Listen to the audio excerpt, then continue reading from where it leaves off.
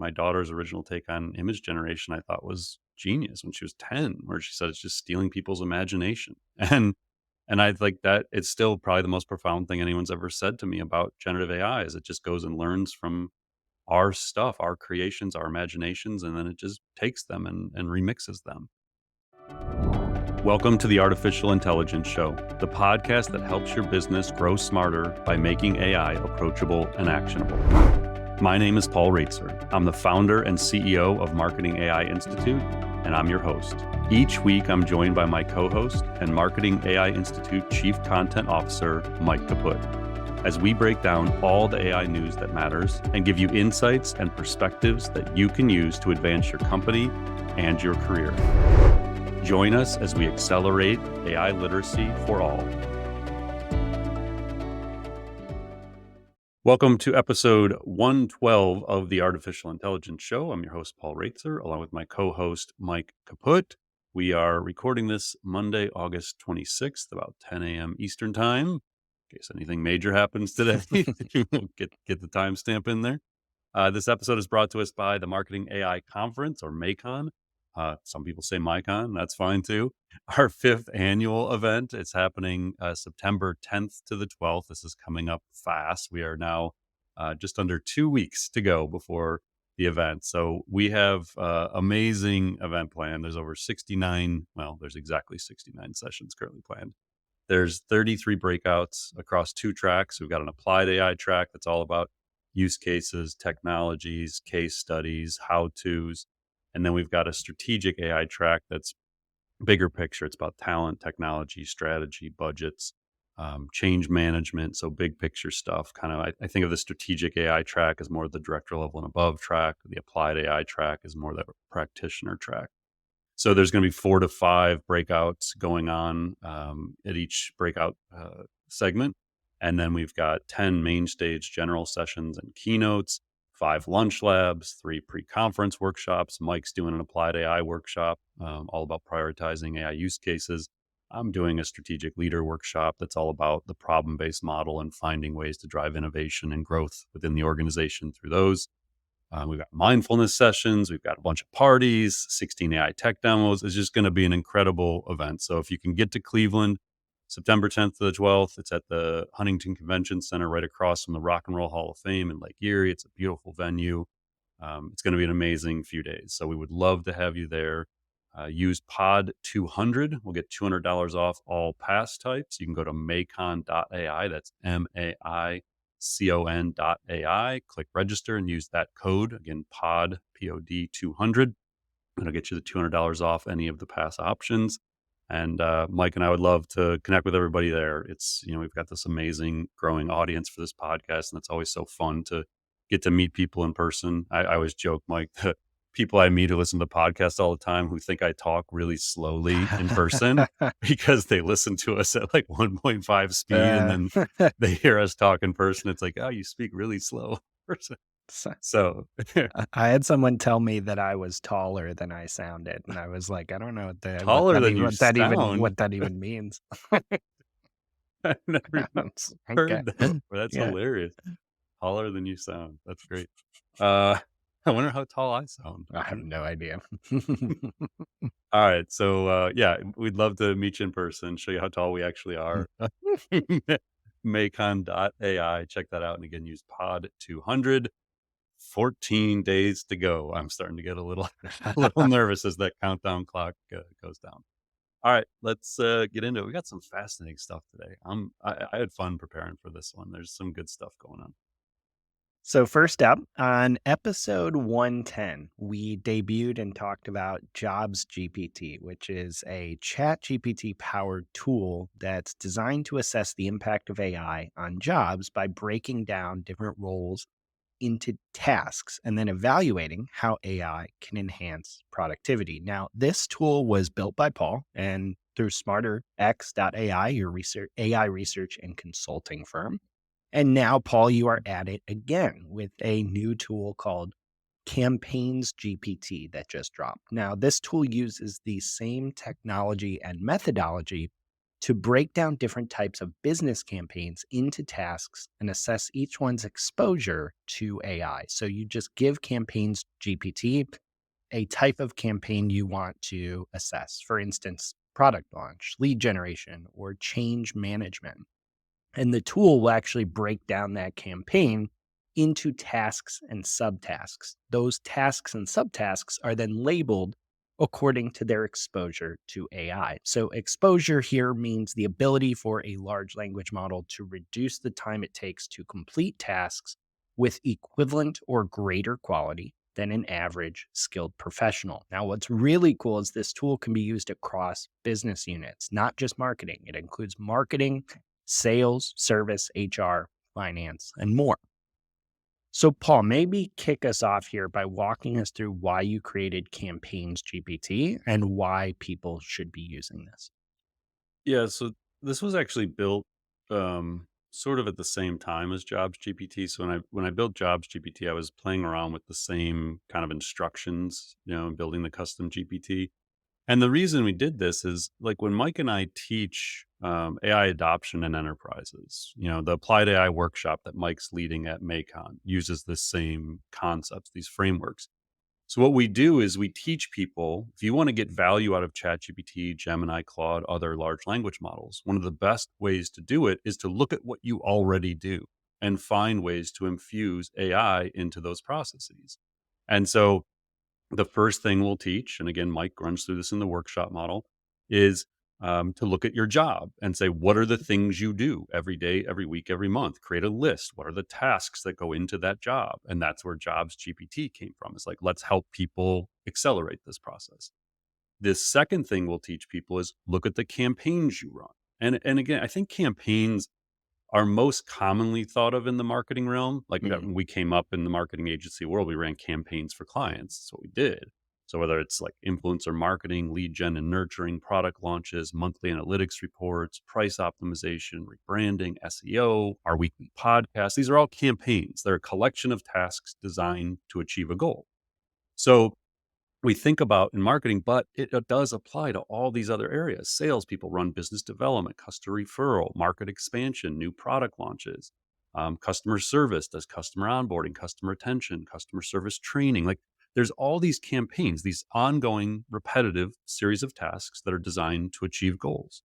And so the idea with this product was one, let's just start there. Think about your job and then think about the campaigns you run. And if you just do those two things, you're going to find all kinds of use cases for AI. So Campaigns GPT does two things. So one is at that kind of practitioner level, it identifies and automates use cases. So it helps you find the things you already do and then figure out which ones AI can help you with. The second component is more for the business leader, where it's helping people analyze what goes into planning and running campaigns, and then look 1 to 2 years out as these models get smarter and more generally capable, and figure out how those models are going to affect your staff, your strategies, your budgets, your timelines.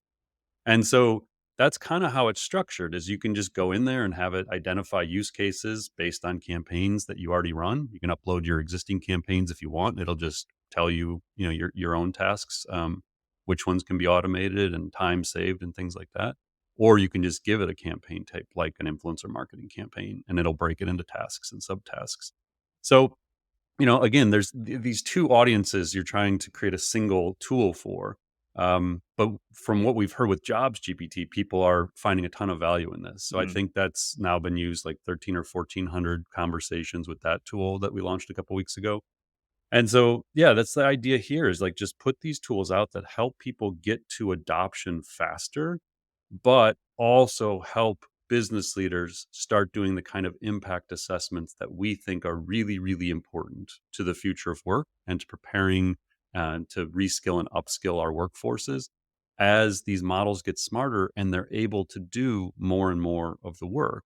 And so that's the idea with the exposure key is when we think about what the models are capable of today, they're largely capable of text inputs and text outputs. So they can do some image, obviously with Gemini and ChatGPT, you can do image inputs and image outputs to a degree. Video is kind of a standalone thing right now. It's not baked into these language models. They don't have advanced reasoning capabilities yet. We'll talk a little bit more about reasoning and some of the topics later in this episode. They're not highly persuasive yet. Like they have some persuasion capabilities, but they don't Mm, really have those things. And so the exposure key is basically looking at as these models develop these other abilities, then what is the impact that they have on campaigns and jobs?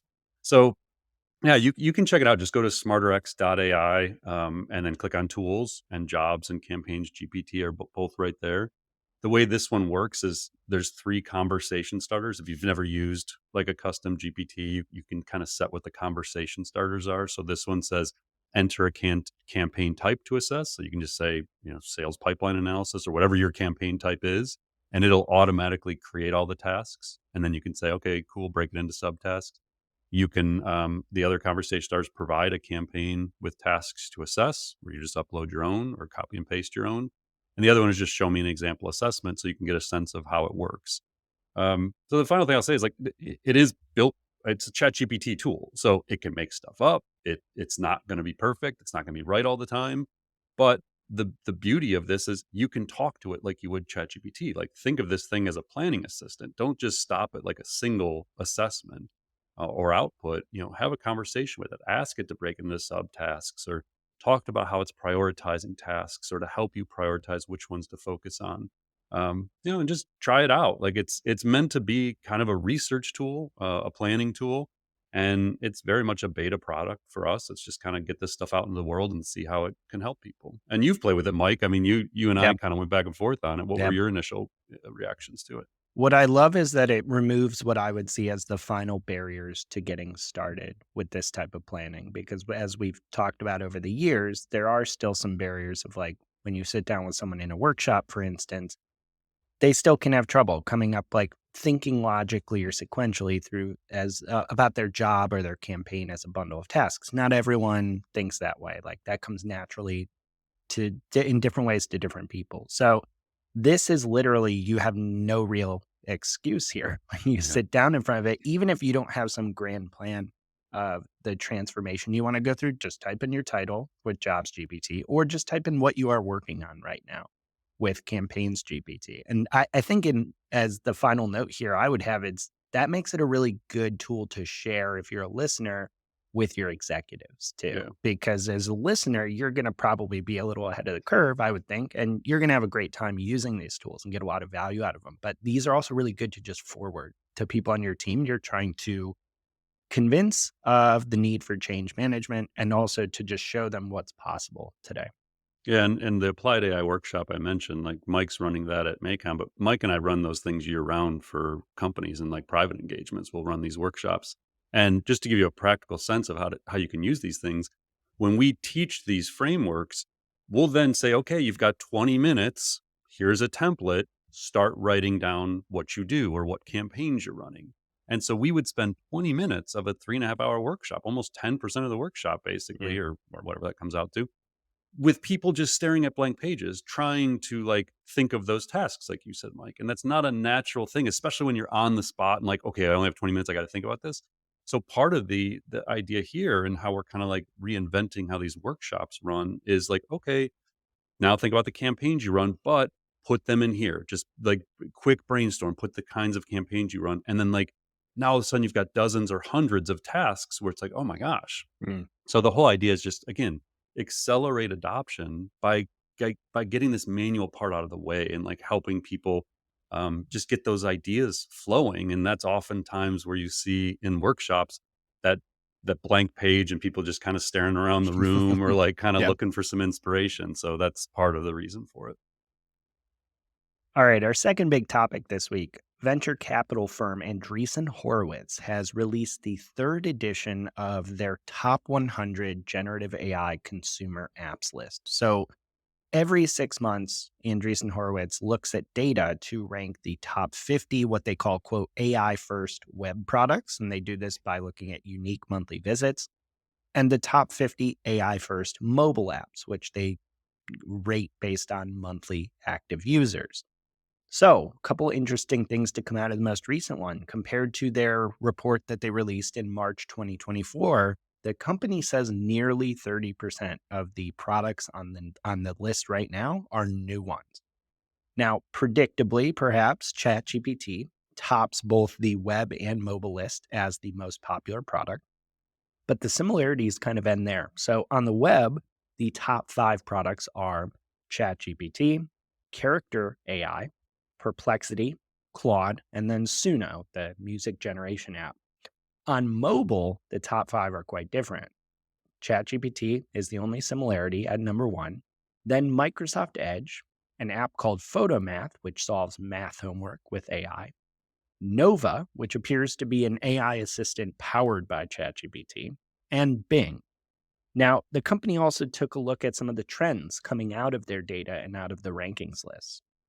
These include things like first, creative tools are dominating the list. 52% of the tools on the web list are related to creative tasks. 58% of the new tools on the list this time around are creative tools. For instance, content editing is the most popular use case for products coming out on mobile. Second, there was a new category of products that appeared this time around, what they call aesthetics and dating. This includes an app called LooksMax that analyzes a user's photo to offer tips on how they can become more attractive. It will even go as far as to analyze your voice to help you do that.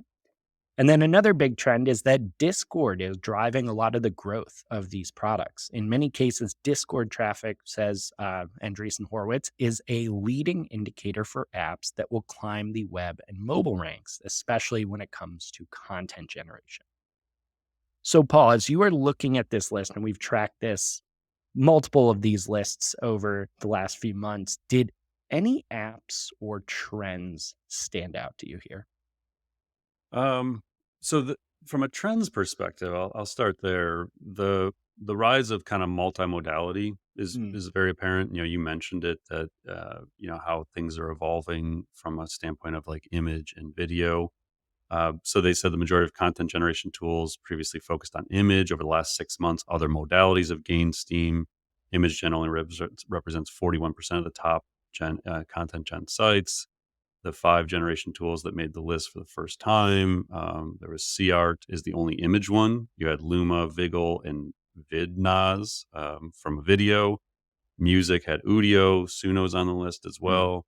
So it's like you're starting to see those modalities and even go back to Campaigns GPT and the exposure level. This is part of it. There's an exposure level for image, there's an exposure level for video, exposure level for audio, including music.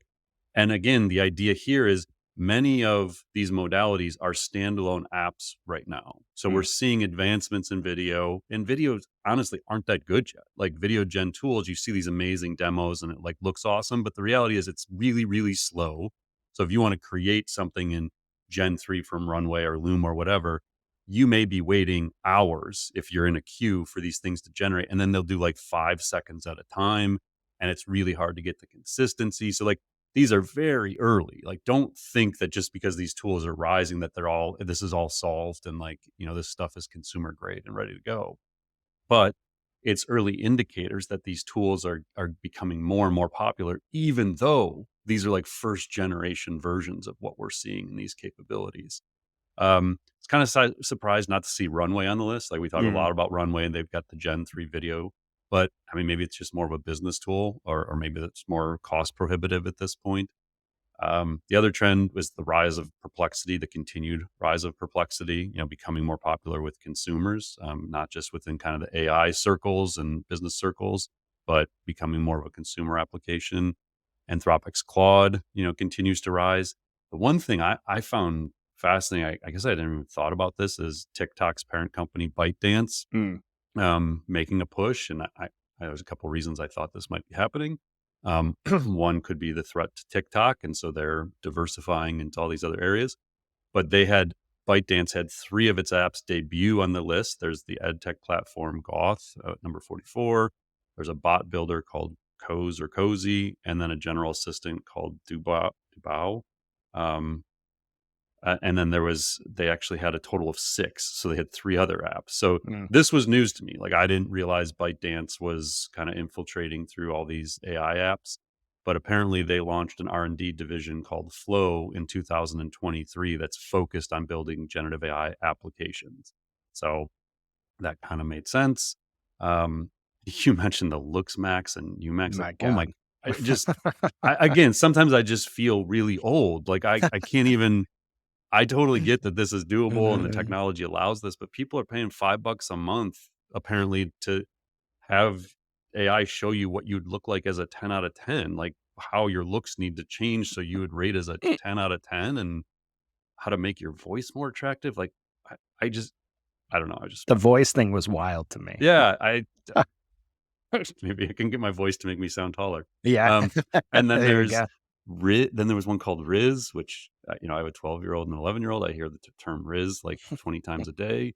Riz, on the other hand, focuses on up-leveling dating app messages. Users can upload a conversation, screenshot, or profile and get suggestions on what to say. Then there was one that came in at number 11 on the Gen AI web products, Spicy Chat. I did not go to that app and see what that one's all about, but I can imagine. Um, so yeah, I guess my one overall take is like my personal use and awareness is quite low of the top 50.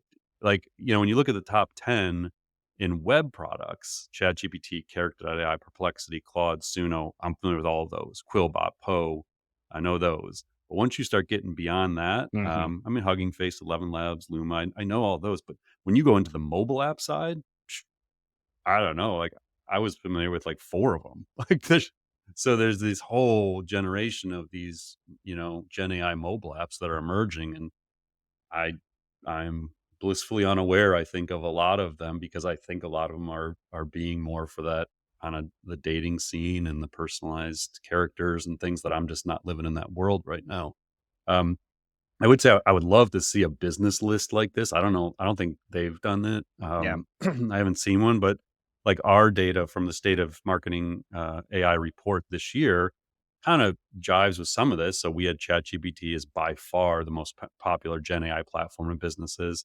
And then when we asked favorite AI tools, you had ChatGPT, Perplexity, Claude, Google Gemini, Adobe Firefly, Canva, Descript, Yeah. Grammarly. So yeah, I don't know, it's cool. Like I think I would recommend people go check it out. They've got some really, simple visuals you can look at. And then the way they did it, I don't think did I say this yet? The way they determine it is for web apps, they look at unique monthly visits per similar web, and Mm. their data is from July 2024, so it's fresh data. And then for the mobile apps, they look at monthly active users per sensor tower, which I've never heard of, but that's apparently the data source for how they evaluate these things. Yeah, it's quite eye-opening to me and really just proves a point that we've talked about previously is like clearly these apps are skewed towards like Gen Z or younger. So your kids of any of that generation are going to be are living an AI first lifestyle, whether they know they're using it or not. Yeah, and I don't know if you've seen on like TikTok and Twitter, just in the last week, I've been seeing a lot of these videos of college today Mm. where they've got their laptops, and this is like filmed in classrooms, and they're taking a video with their phone of their laptop. The laptop has AI running that's recording everything the professor is saying and even seeing the board, and then doing analysis in real time, solving problems in real time on there. So they're using Gen AI assistants in the classroom in real time to solve things and learn things and like explain things in different ways. I mean, we are in a paradigm shift in education, and I just don't think we're as a society generally aware of how transformational this is going to be. And then when you look at these lists, you start to realize how throughout society, communications, information gathering, relationship building, like all of it is just getting fundamentally reinvented before our eyes. And I don't know that until you zoom out, you become aware of how significant the change is.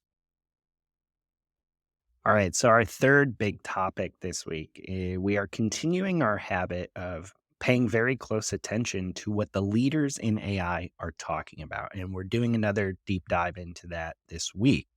This time, we are looking at an interview that was just given by Aidan Gomez, who is the co founder and CEO of Cohere, which is a leading large language model company.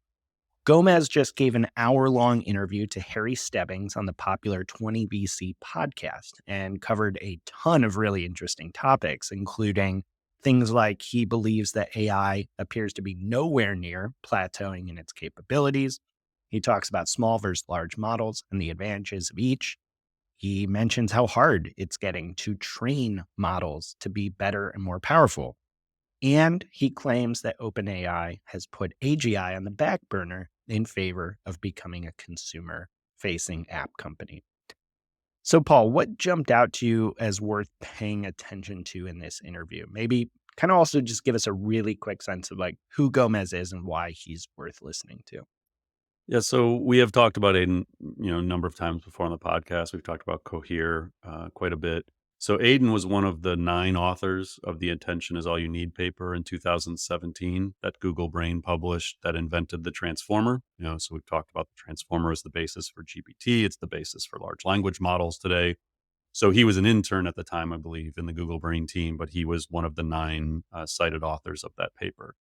So he left to co-found Cohere. They've raised about $1 billion at somewhere between a $5 and a $6 billion valuation. As we've talked in recent weeks and months, though, that's not a lot of money in the Gen AI space. I mean, $1 billion sounds like a lot, but I mean, Inflection had raised $1.5 billion before they got acqui-hired. Character.ai had raised probably close to $1 billion. I don't remember their exact number before they got acqui-hired recently. So these numbers sound big, but in reality, in order to compete with the frontier model companies, the OpenAIs and Anthropics and Meta and Google, $1 billion, not much. And so that's actually kind of part of the basis for the interview is like, well, how are you building a large language model company differently that allows you to keep competing and not get acqui-hired? And I'm not saying they're not going to get acqui-hired, but up till now, they have not. Um, so I'll hit on a few of the trends. Again, I think it's a worthwhile listen. Like if you are a listener who enjoys kind of going a little deeper on these, as Mike said, hearing from the people that are building the models, building these, the major Gen AI companies, it's worth your time to really hear their full perspective. But I'll just highlight some of the key themes that jumped out at me. So on the topic of making bot models bigger, kind of this idea of scaling laws that we keep talking about, that if we just keep giving more NVIDIA chips to them, more data and more time to train, they just get smarter. That's the basic premise of the scaling laws. And he said, it's definitely true. And I'll just quote here. It's definitely true that if you throw more compute at the model, if you make the model bigger, it'll get better. It's kind of like its most trustworthy way to improve models. It's also the dumbest. Um, he said, I just think it's extremely inefficient. There are much better ways. And then he said, there's a lot of pressure on making smaller, more efficient models smarter via data and algorithms, methods, rather than just scaling up due to market forces. There's pressure on price. So his main thing is like, yeah, the models are going to keep getting smarter and more generally capable. If you are one of the 5 frontier model companies that has billions of dollars to spend, if not tens or hundreds of billions, then yes, you can keep building much larger models. And he is a believer in the scaling laws. He doesn't see them ending anytime soon. So then he went on to talk about these smaller, more efficient models. He says, we live in this world of unbundled, verticalized models, which are much more efficient and smaller, designed for specific use cases. He says there will be both. We will have these massive general models, and then we will have these smaller, verticalized models. And that's just how it's going to go. So you have some verticalized and then the horizontal, generally capable ones. On the question of competing with frontier model companies, specifically Microsoft, Amazon, Google, Facebook, and then you add OpenAI and Anthropic to that list, he said, I think you're just doing the scaling project. You have to be one of those, or you have to be an effective subsidiary of one of those companies. So in other words, if you want to build the big, generally capable models, it's only going to come from one of those 5 companies or someone who's basically getting a bunch of money from them and functions like a subsidiary, but isn't being acquired because of constraints right now. He said pretty much all of the major gains that we've seen in open source space have come from data improvements, though.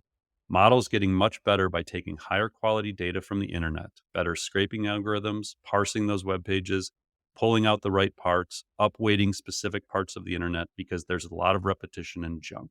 So we've talked about this idea before, but when these models are trained, when GPT-5 is trained, it just sucks in all available content.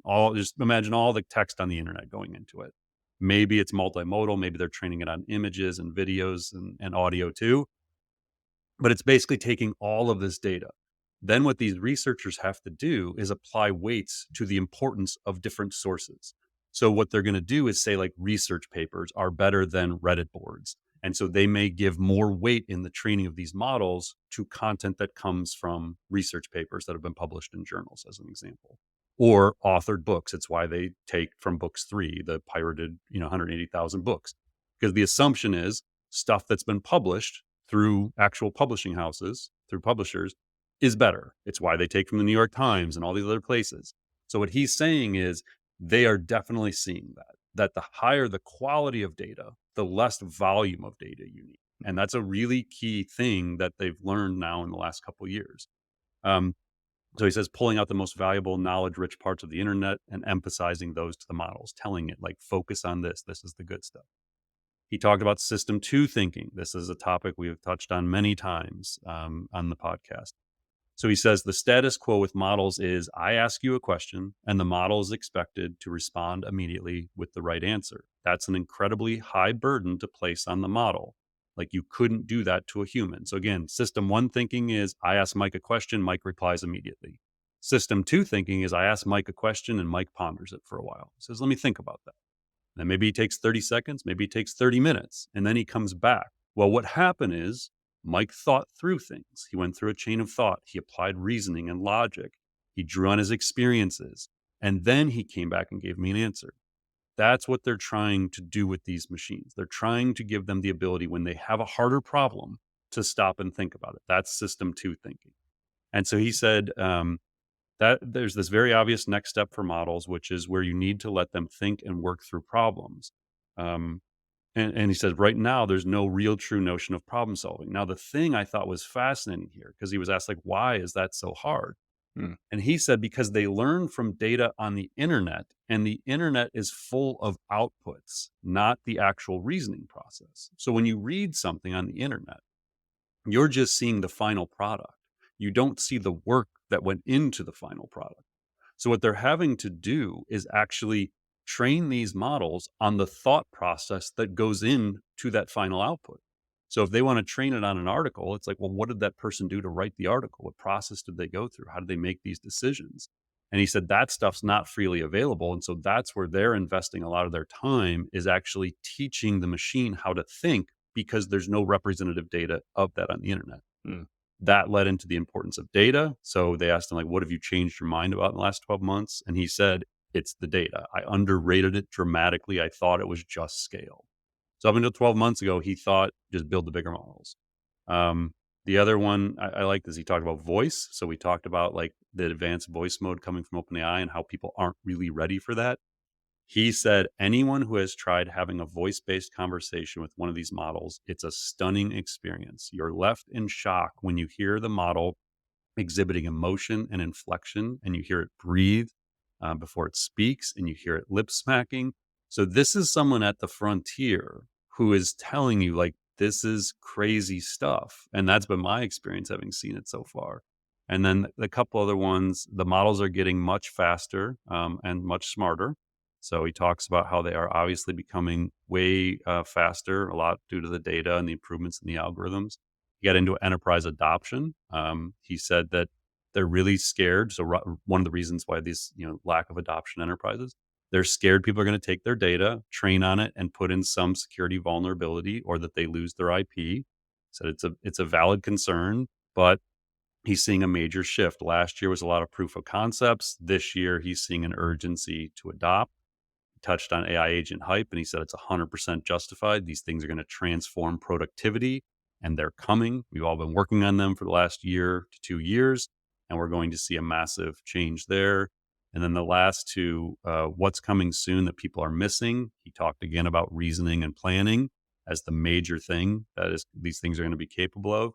And then he touched on robotics, which we've talked about, is the embedding of these models, this intelligence into humanoid robots, and what that'll enable in the economy. And he said, I think robotics is the place where there will be big breakthroughs. Cost needs to come down, but it's happening. And then the models that are there are much more robust. So someone's going to crack these general purpose humanoid robots. And then the final thing, which I thought was really interesting, because we hear all this like, I want to pursue AGI, we're going to solve intelligence. He's very practical. So he was asked, like, where do you want it to go? And he said, I think that the world is super supply constrained. And pretty much every luxury we have today has come from technology that is developed to increase productivity, boost the supply of things, make them more abundant, make them cheaper. And so, what I really care about with this technology is driving productivity for the world and making humans more effective, able to do more. So he's building a company focused on these smaller verticalized models. They have open source models, they have proprietary models, they do on-prem installations for enterprises, they do cloud installations through the major cloud companies. So they're kind of playing all, but he's very focused on let's just augment humans. Let's drive productivity to create a world of abundance. So yeah, Aidan's great. I love listening to his stuff. And like I said, I think it's a worthwhile listen for anybody who wants to understand the different approaches people are taking and the different leaders who are out there. That's awesome. All right, let's dive into some rapid fire topics for this week. So, first up, Amazon CEO Andy Jassy has shared some impressive results from the company's AI assistant, Amazon Q, in a recent post on LinkedIn. In it, he talked about how this tool has dramatically improved efficiency in software development within the company. He reported that tasks like upgrading applications to Java 17, which previously took something like 50 developer days, can now be done in just a few hours. And overall, this impact of Amazon Q on this type of work has been huge. Jassy says that it has saved the equivalent of 4,500 developer years of work. He also said the quality of the AI generated code is noteworthy. 79% of code reviews are being shipped without additional changes. That efficiency is translated into significant financial benefits. Jassy estimates $260 million in annualized efficiency gains through enhanced security and reduced infrastructure costs. So, looking ahead, Amazon is naturally planning to expand its use of Q and trying to drive even more productivity for developers. This is particularly notable because quite a while ago, we reported on this. Amazon Q had kind of a rocky start. It was facing a bunch of criticism internally for producing incorrect outputs. The company has addressed those initial challenges by expanding its team of human reviewers to fine tune the bot's performance, getting the results that we just talked about here. So, Paul, this is a pretty impressive case study. Is this typical of the type of productivity gains we can start to expect when you apply AI at scale to things like this? I think coding is sort of the leading edge here. So we've been hearing about time savings through Copilot, like GitHub Copilot, for the last couple of years. It was one of the first ways people started applying the Gen AI language models. So it's not surprising that we're starting to see some of the greatest returns from this. But I think there's a bit of a moral of the story here. It goes back to the campaigns GPT ideas. Find repetitive tasks and automate them. And you don't Mm, have to automate them 100%. So in that article, it said 79% of code reviews being shipped without additional changes. Well, that means 21% are requiring human in the loop changes. And that's okay. Like, that's a pretty high error rate when it comes to coding. Like, you wouldn't push code out the door where 21% of it was wrong. So that's okay though. Like, the whole point here is you're automating enough where you're saving all that time and money, but the humans are still required to be there, like verifying the code is correct and mm, fixing things that aren't. Now, that code review rate is going to keep going up. Like, they may be able to eventually get that to 90, 95%, maybe even 99% accuracy. Still going to need the human in the loop, but it's now kind of beyond human capability. And so I think that paying attention to these gains in coding is incredibly important because it is a leading indicator of how other tasks and professions will be affected. mhm. And so coding there's massive money. It's an enormous market, lots of value to be created by improving coding capabilities. But you can look at this and say the same thing can now happen in writing, in accounting, in legal industry. So as these models become better, as they become more precise, the error rate drops, and you can start to invest in building these kind of capabilities into all sorts of knowledge work professions. Coding is just a leading example to monitor. Um, the article also mentioned that Amazon Web Services CEO Matt Garman in June suggested that AI could soon dominate coding tasks, fundamentally changing what it means to be a developer by 2025. So, I mean, they're looking out ahead, and the question becomes like, what do organizations do with this? Like, Amazon didn't get in, as far as I know. I looked at the LinkedIn post and the Yahoo article. Um, they didn't say what they're doing with all this time saving. That they're just making more product, or are they going to not need as many coders? Like, I don't know.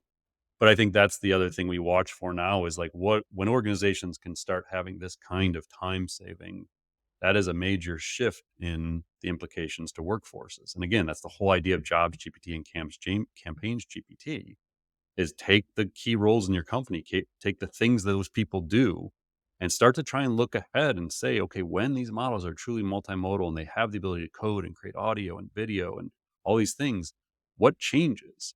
Because those changes are like 1 to 3 years out in most industries, Mhm. and it's important we start looking at this. So yeah, it was a fascinating story, and it's certainly some eye popping numbers. Yeah, I also thought it was pretty notable that, like we talked about in the intro to this topic, people kind of dunked on Amazon Q a little bit internally when it first came out. Rightly so. Like, you get a tool, you're forced to use it, it's not working well. That's frustrating. But people often seem to use that as an excuse to write the whole thing off. And it's like, look where we are a year later, some fine tuning, and we've suddenly achieved this kind of productivity gain. That's impressive to me. Yeah, and I think that's we're going to see, the same thing probably with these AI agents. I keep stressing like they're just demos right now. They're really impressive demos, but it's not there yet. But just wait, like it doesn't take long before all of a sudden stuff just starts working. And you're right, some people just write stuff off because it doesn't work today, and they forget how fast these models are improving through just pure scaling laws, but also through the hard work, the post training that happens after the fact, the bringing in experts, PhDs, data scientists, domain experts, and having them work with the models to make them smarter in a specific domain. So yeah, if you're not drilling in and realizing how fast this innovation is happening, you can kind of get caught off guard for sure. So, related to that topic, we also saw a hot AI startup just raised a $60 million Series A round to revolutionize how programmers code using AI. The company is called Cursor. It is a coding assistant that allows you to quickly and seamlessly code with help from AI. That includes the ability to use natural language prompts to create or edit code. Cursor has been around since 2021, and it says it has over 30,000 customers, but it's been getting a bunch of rave reviews online and increased attention this week because of the funding announcement. The investors in the Series A include some heavy hitters in the world of AI, including Andreessen Horowitz, OpenAI, and Google's Jeff Dean. So, Paul, can you maybe break down for us, like, why are tools like this getting so much attention? Especially, I mean, given the productivity gains we're seeing internal tools like Amazon Q provide.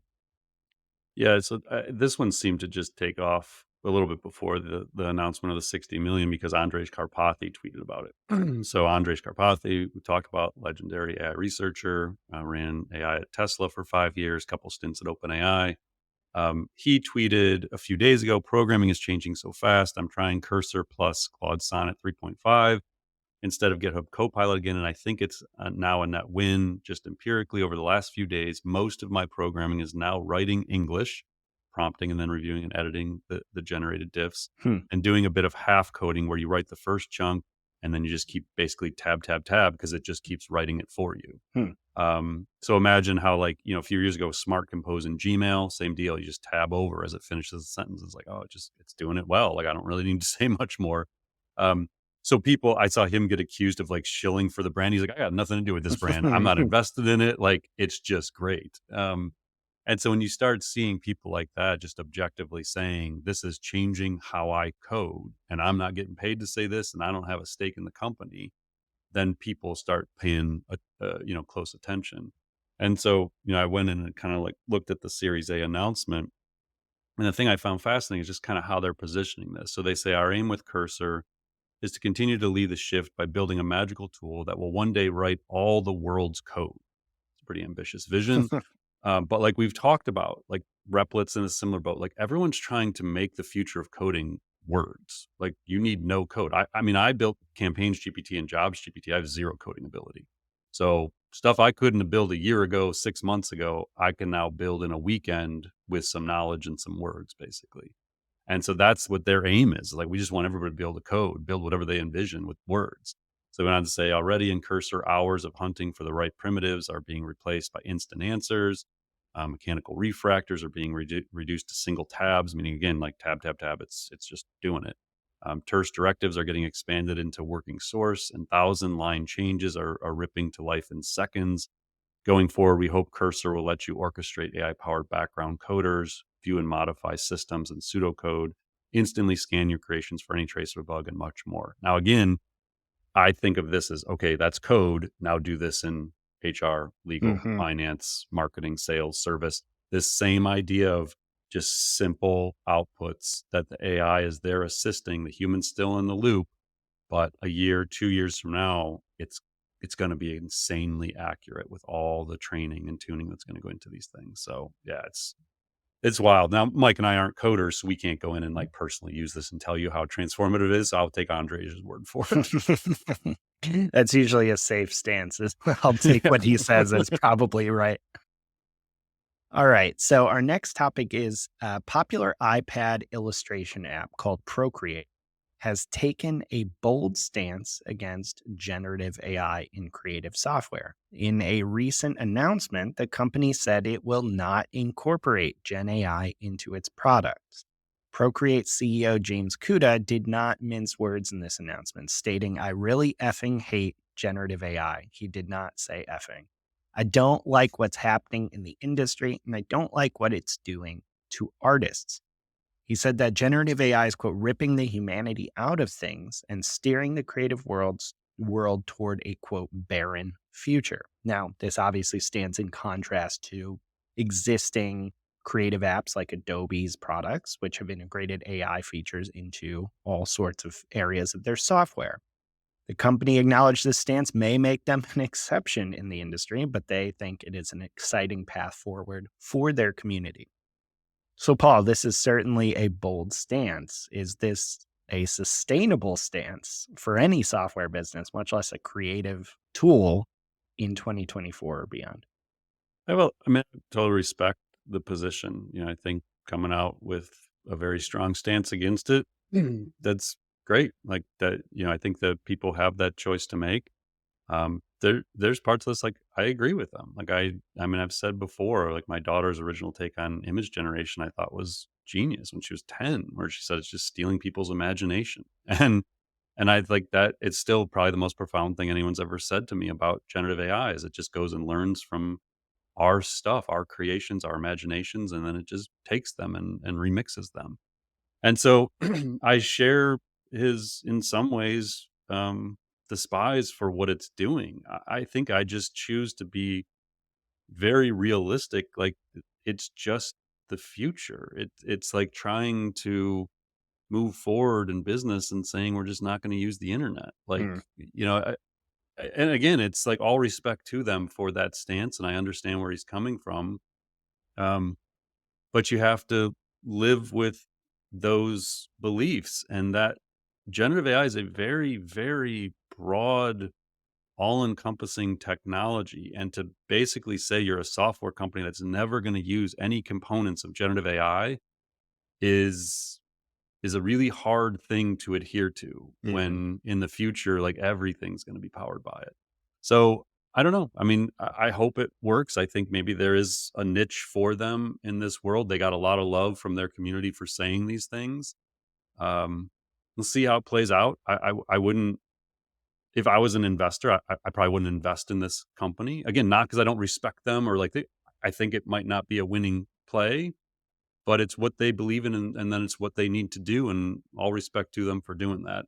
But I think it's just going to be a hard thing to stick. And I go back to that A16Z research we talked about up front. It's like 52% of companies on the web list are focused on content generator editing across modalities. Of the 12 new entrants, 58% are in the creative tool space. Like, it's going to be a tsunami of Mm. generative AI in this space. And I think it's going to be hard to compete if you don't offer the convenience and features that some of the Gen AI components, like, again, I'm not saying go all in on Gen AI, but to just say you're not going to have any of it, it's a tough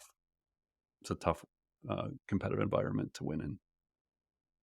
So next up, Condé Nast, which is the media giant behind publications like The New Yorker, Vogue, Vanity Fair, and Wired, has entered into a multi-year partnership with OpenAI.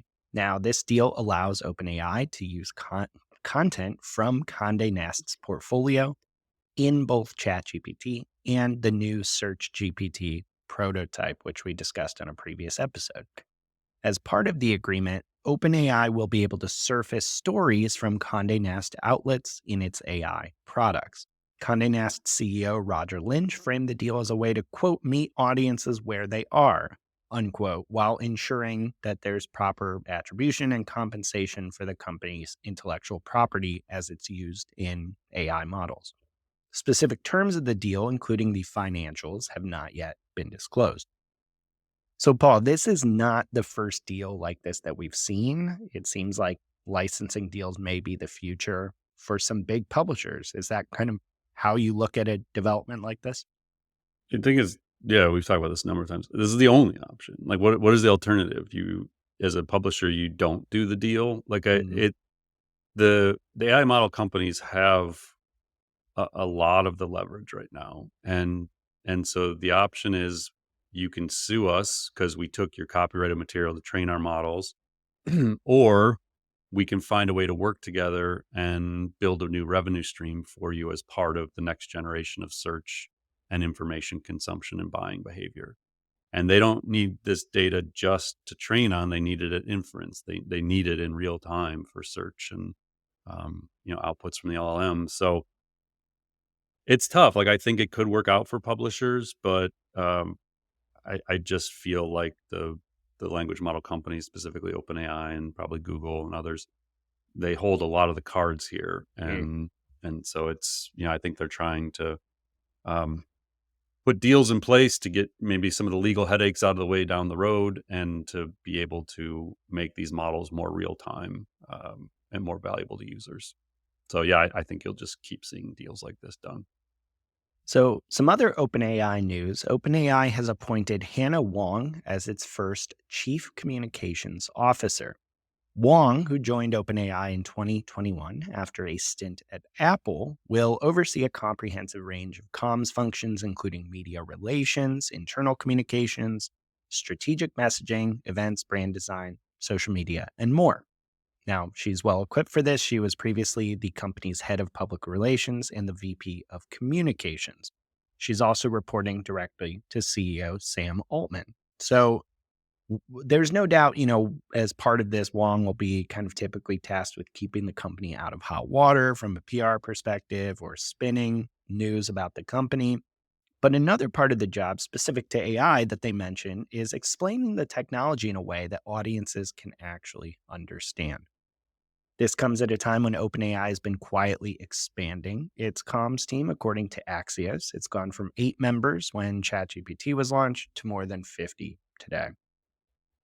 So, Paul, we've talked quite a bit about OpenAI having kind of its fair share of, let's say, like communications and PR issues in the last couple of years. Like, is this type of appointment meant to change that, get more diligent about kind of how the company is communicating with the market and with consumers? Yeah, I think, again, I don't have any like inside information here, but I spent 24 years in communications and marketing, and the few things seem pretty apparent here. So one is definitely they have a lot of self-inflicted wounds, with the rollout, with talking about the training data, with product launches that haven't, come to market as quick as they wanted. There's just lots going on, and so it makes a ton of sense to sort of get someone in the role that can make them more strategic, keep people on message. The second is they're trying to play to the enterprise now. I don't know if I agree with Aidan Gomez that they've like given up on AGI and they're now just like a consumer play, Mm. but they're definitely trying to message more to enterprises. And so you need more focus on that. And then the third is, for better or for worse, OpenAI is kind of the prominent voice for the AI industry. I mean, Google plays there. Anthropic has kind of a lesser position in terms of awareness. But OpenAI is like kind of it when it comes to how people view AI overall and where we're going with AGI. Like they're a major, major player, and they need to step up how they're doing that and the messaging they have. Um, Plus, I think they're trying to play a greater role in laws and regulations and legislation, and you need messaging. You need to be more strategic in how you're approaching that. And that's what communications leaders do. They think about those different stakeholders and what the messaging is to them and how to deliver that messaging and how to monitor, sentiment. And, they're just got to work cut out for. It's going to be a big job. Staff of 50 helps, but, you're going to need a lot more than that probably. So, Anthropic and OpenAI have both released some statements related to California's controversial AI safety bill. We've talked about this a bunch. It's called SB 1047. First up, Anthropic CEO Dario Amodei penned a letter that says while the company is happy that the state of California took some of its suggestions to improve this bill, the new version of SB 1047 also lacks a bunch of suggestions that the firm made to the government. He writes in our assessment, the new SB 1047 is substantially improved to the point where we believe its benefits likely outweigh its costs. However, we are not certain of this, and there are still some aspects of the bill which seem concerning or ambiguous to us. Now, at the same time, OpenAI sent a letter to California State Senator Scott Wiener's office opposing the bill. Wiener is a lead sponsor of the bill. OpenAI said it would hurt innovation and that regulation should come from the federal government.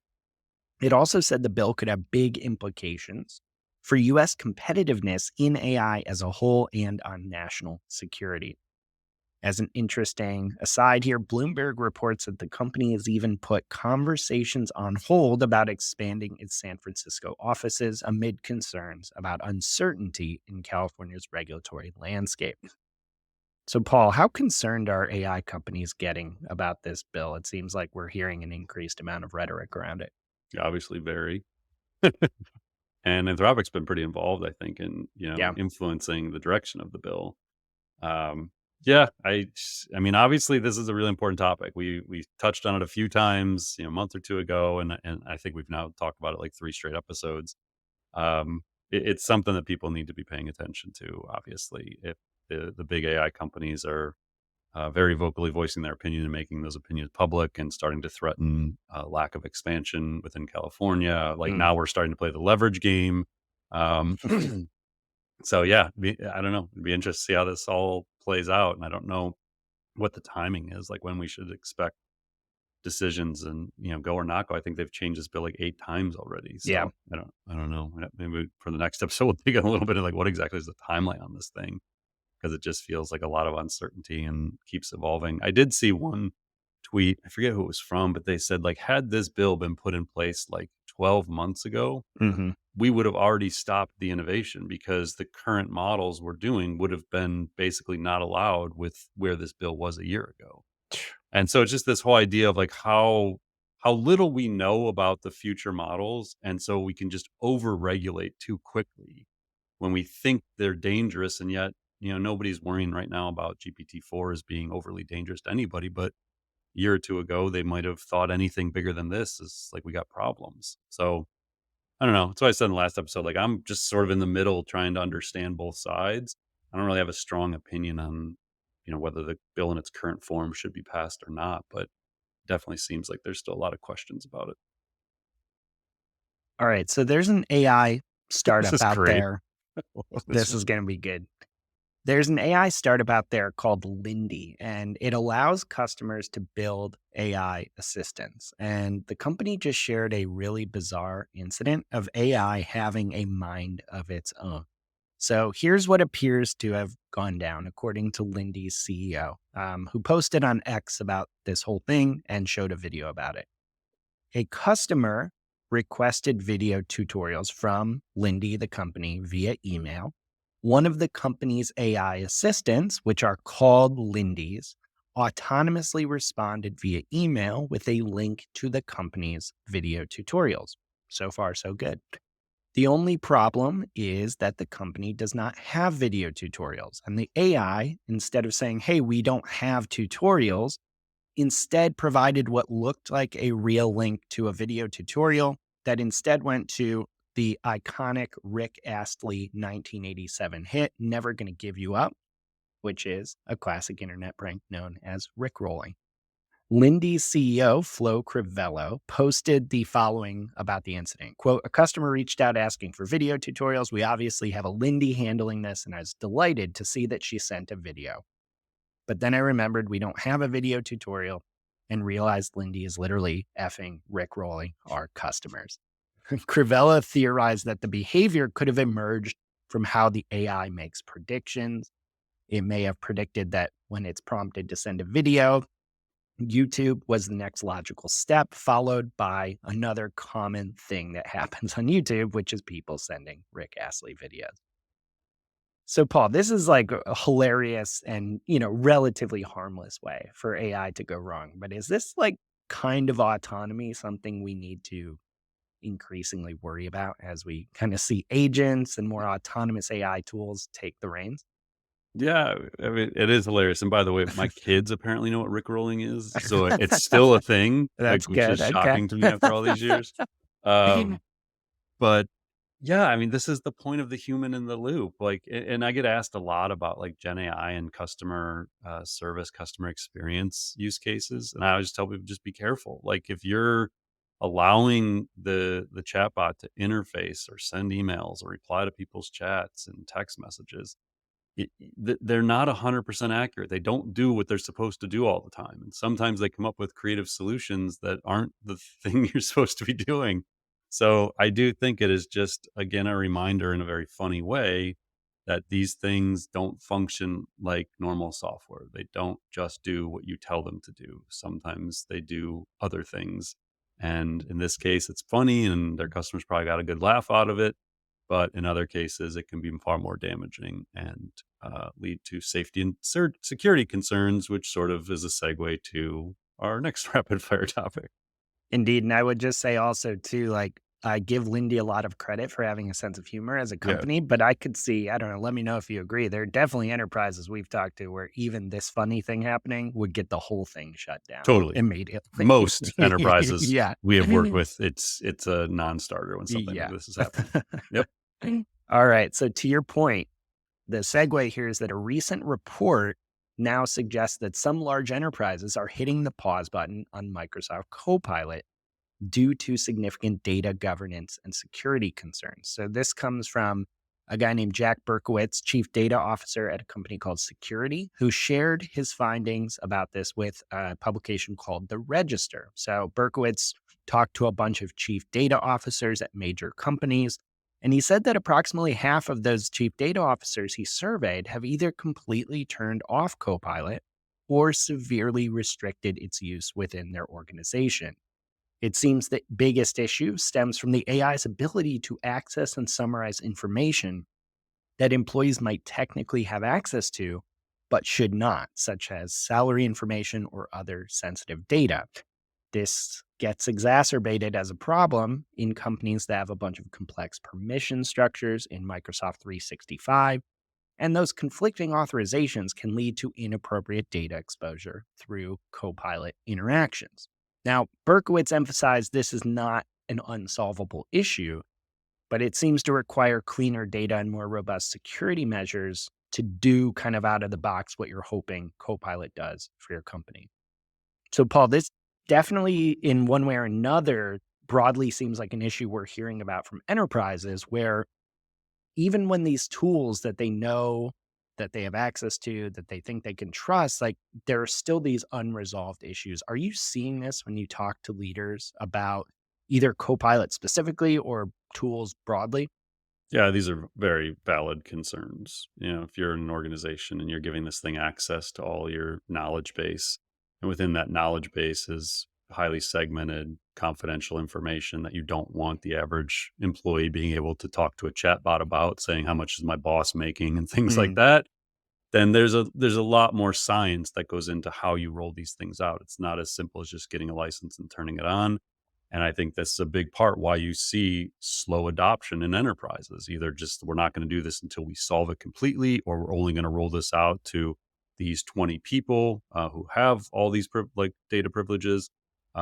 It's not an easy thing in the enterprise, and so this is, I think, why these teams are starting to, these companies are starting to build out these enterprise teams to drive education, onboarding, sales, because there's a lot that goes into adoption other than just buying the licenses. And this is a good reminder of that.